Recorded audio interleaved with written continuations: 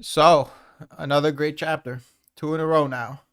Haru really bouncing back from a very underwhelming clash between Riboku and Kanki up until this point. Just when you think this arc's going great, Haru releases some very questionable chapters, and when you think the arc is unfortunately going to be mid, Haru bounces back like it's nothing. Roller coaster of an arc to say the least. Seems like Haru's going to come through when it comes to the end of the arc info dumps though, so hopefully he continues with this form because I thought last chapter was really, really good for Kanki's character, and I liked what this one gave as well. We start off with Koko's last moments before death, which is always going to be some heavy stuff, and it made for another good moment for showing off the Kanki army's family-like dynamic. Really like the part about Raido, especially because her anger about the Raido situation is when I first started to like her and look at her in a different light, and the overall moment is very solid. One thing though is we're getting kind of overloaded with Kanki Army, our true family moments. It's not that they aren't good, for the most part, they are good, sometimes even great moments, and they are necessary to an extent. It's just a bit too much overall, considering it's not what you'd expect the Kanki Army style to be, especially before this arc. It's kind of crazy going from Raido saying he's never felt familial love, so it just annoys him, and calling Ryuhaku a dumbass for making emotional moves, to like Rengyoku justifying the Kanki army making bad strategic decisions because they fight with their hearts or whatever it was. I don't think it's all the way consistent, even if you can rationalize the majority of it. Bare minimum, it needs more explanation. And even just past making logical sense, like I said, it's just not their style to be so over emotional.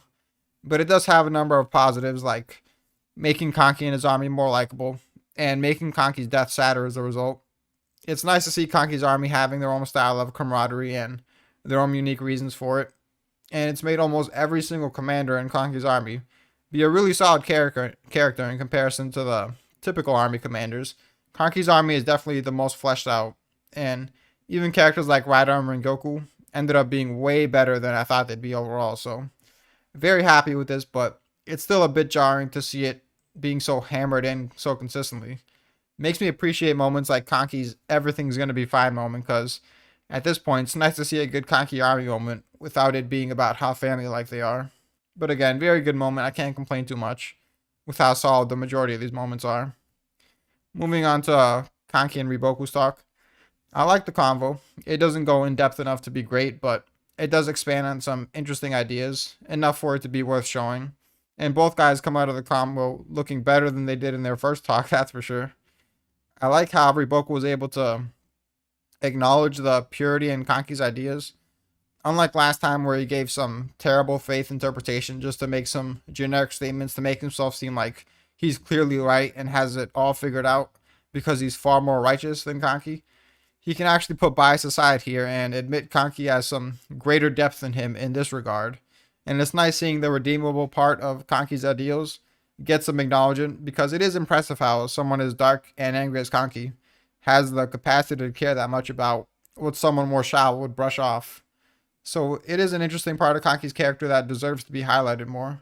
So good on Riboku, an actual decent moment from him, wow. After that, he brings up a decent point. You can argue the childishness of Kanki's philosophy, but it's always going to come down to the ideas of people doing what they can and you can't help everyone versus downplaying how much suffering they go through and giving petty excuses for not helping. So he's not breaking any grounds here without going more in depth, but he's at least attacking Kanki's ideas with the base of what can be a good argument. And the kind of your childish tone he has when saying this is a good way to stick it to him. But what I liked even more, though, is him bringing up what Kanki has never truly addressed.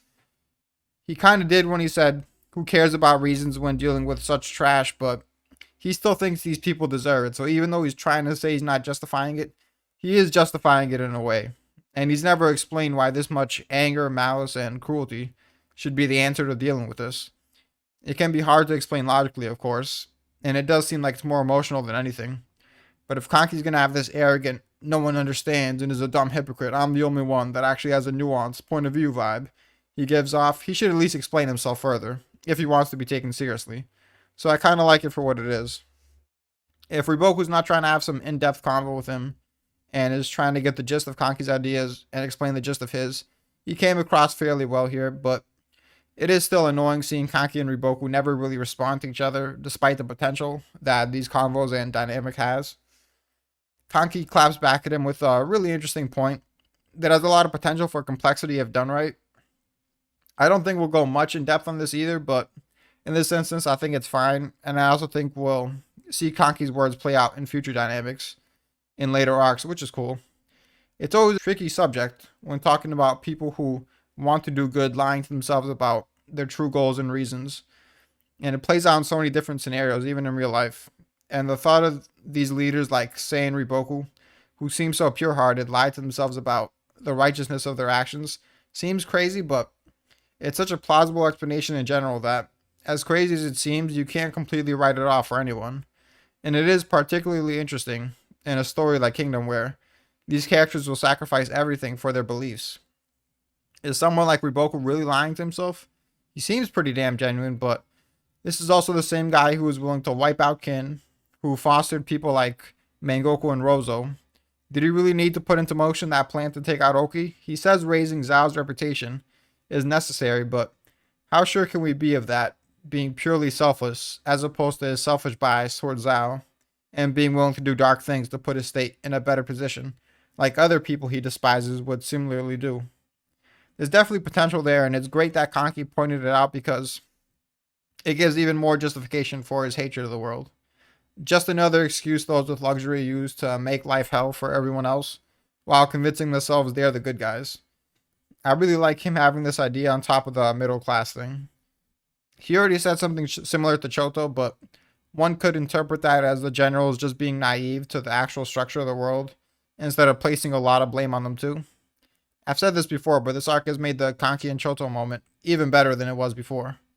For him to have that idea about governments, and to witness the atrocities they create firsthand, but also despise Choto's character itself in a way, on top of that, in a more meaningful way than him just being naive and lacking depth, speaks volumes that he held some sort of respect for him, and was willing to hold him up at the end because he respected just how committed Choto was to his ideals.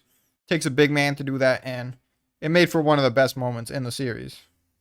But we'll move on from that to the Zeno moment. This is a conflicting one. On one hand, it is cool for Zeno to actually get a big kill before he goes out. It's a dope callback to Raido's "we never go back empty-handed" moment. And it's far more fitting for a behemoth berserker like Zeno to go out looking like an absolute menace compared to him getting low diffed, even if the circumstances justified it. But Jakaryu feels wasted, especially with how many generals Zhao poofs up. And the moment just feels dumb as fuck. It's like I'm reading an actual meme. Plus, I don't think this really makes all that much sense. Sure, he got caught off guard and didn't have enough time to defend himself, but for him to get destroyed like that when he was able to low diff a full power swing from Zeno, it doesn't sound right at all. Cool moment for the positives it brought, but I don't know if it was a net positive overall. For the final stand, though, I do find it interesting having so many things to tie up with the situation, seeming like it's going to come to a close quickly with no realistic way to do so. While Kanki also goes for something we know will fail, but it can't just be that simple, as he just fails, can it? I also think the Shio moment felt kind of pointless without going more in depth into the Kanki Army family dynamics. Even if we get more in a bit, I think it would have flowed better if we got it immediately after.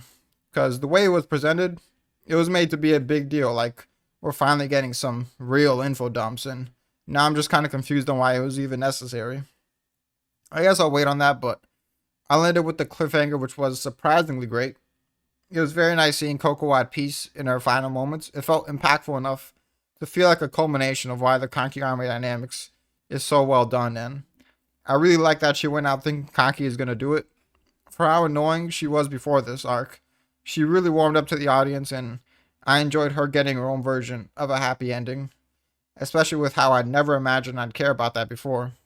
Like Shosa, it had that element of being tragic yet beautiful at the same time. I can only imagine how Kanki's death is going to be handled.